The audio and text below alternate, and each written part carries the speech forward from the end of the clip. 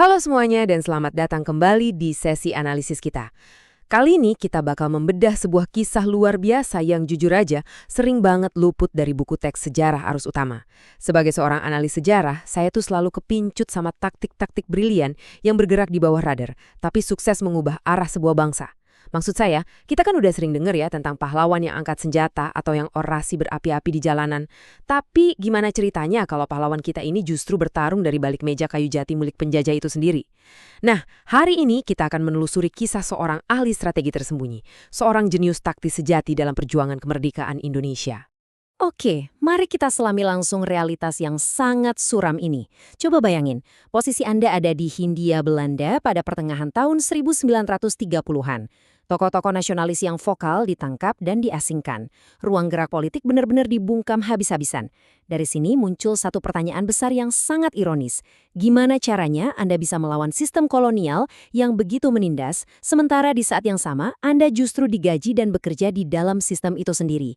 Ini bukan sekedar pertanyaan retoris ya, ini murni masalah bertahan hidup sekaligus diplomasi tingkat tinggi yang harus dipecahkan saat itu juga. Masuk ke bagian pertama, era gelap pergerakan nasional. Ini adalah titik yang benar-benar bisa kita sebut sebagai masa paling nadir bagi kaum nasionalis. Untuk memahami situasinya dari sudut pandang strategis, pemerintah kolonial saat itu menerapkan apa yang disebut dualisme pemerintahan. Biar gampang kita pakai analogi struktur perusahaan modern aja. Bayangin sebuah korporasi raksasa.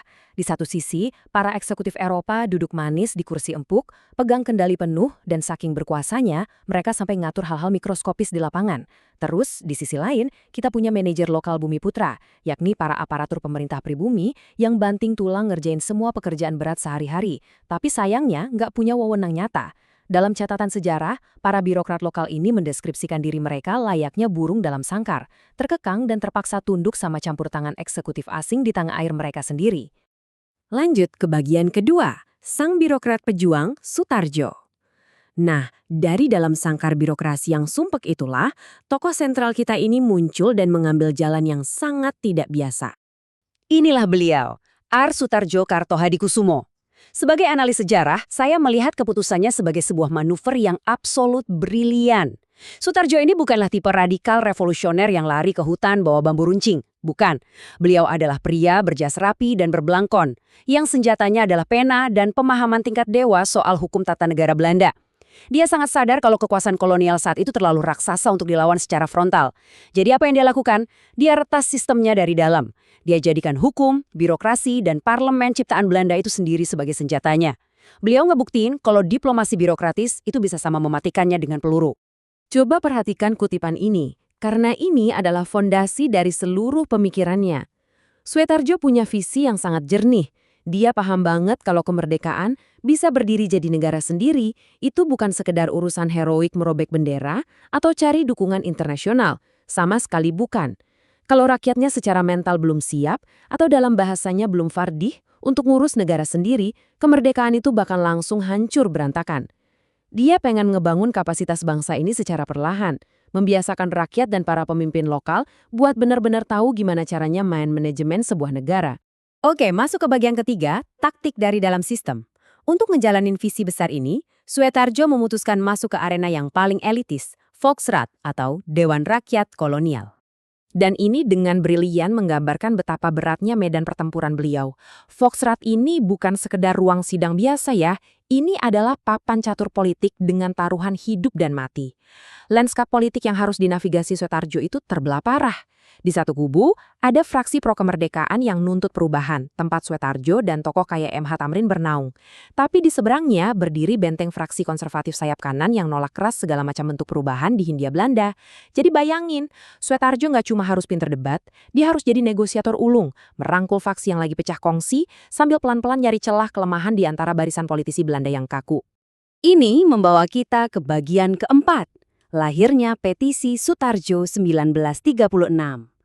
Ketegangan politik yang menumpuk itu akhirnya meledak jadi insiden paling monumental pada masanya, yang dirancang diam-diam dari sebuah rumah peristirahatan di Sukabumi.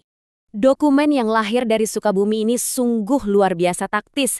Alih-alih nekat teriak merdeka atau mati dan langsung ditangkap, petisi ini justru nawarin 3 langkah terstruktur yang berlindung di balik Undang-Undang Dasar Belanda itu sendiri. Biar gampang, kita pakai analogi anak remaja lagi. Ibaratnya ada remaja yang pengen banget mandiri dari orang tuanya yang super protektif. Daripada dia kabur dari rumah tanpa duit sepeser pun, dia milih ngajak orang tuanya duduk di meja makan, ngobrol layaknya sesama orang dewasa. Terus dia nyodarin proposal. Gimana kalau kita bikin rencana transisi 10 tahun? Selama itu aku belajar ngelola keuangan dan tanggung jawab. Nanti di ujung 10 tahun, aku sah punya rumah sendiri walau kita masih satu keluarga besar. Nah, itu yang disebut status dominion. Ini adalah negosiasi yang sangat logis dan jujur saja sangat sulit buat ditolak secara hukum. Dan sampailah kita pada momen klimaksnya, tanggal 9 Juli 1936.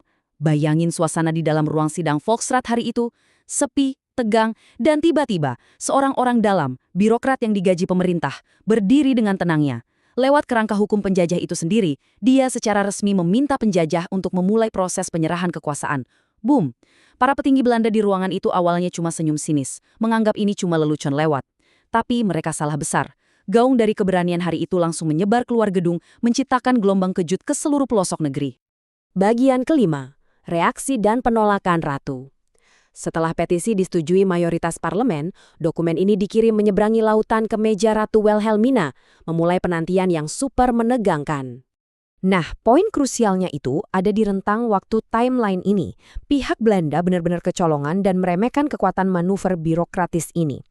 Sementara petisi itu berlayar menuju Eropa, di sepanjang tahun 1937, rakyat Hindia Belanda bersatu.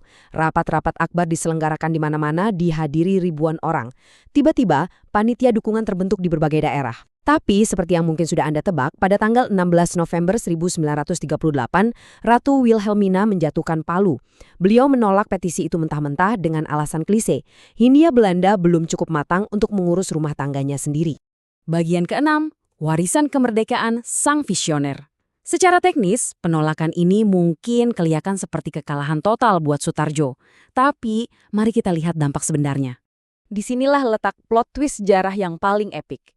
Petisi itu di atas kertas memang ditolak Ratu, tapi secara politis, taktik ini bekerja dengan sangat brilian. Penolakan itu justru menjadi bensin yang menyiram api pergerakan. Tiba-tiba, faksi-faksi politik lokal yang tadinya sering ribut sendiri mendadak bersatu. Lebih penting lagi, penolakan ini ibarat alarm yang ngebangunin rakyat dari tidur panjang. Orang-orang jadi sadar, oh, Belanda itu mau dikasih proposal serasional apapun, gak bakal pernah mau ngelepasin otonomi secara sukarela. Sutarjo berhasil menelanjangi wajah asli kolonialisme tanpa perlu mengangkat senjata. Lewat petisinya, dia membuktikan secara mutlak bahwa jalur kompromi udah mati dan satu-satunya jalan ke depan hanyalah kemerdekaan 100%.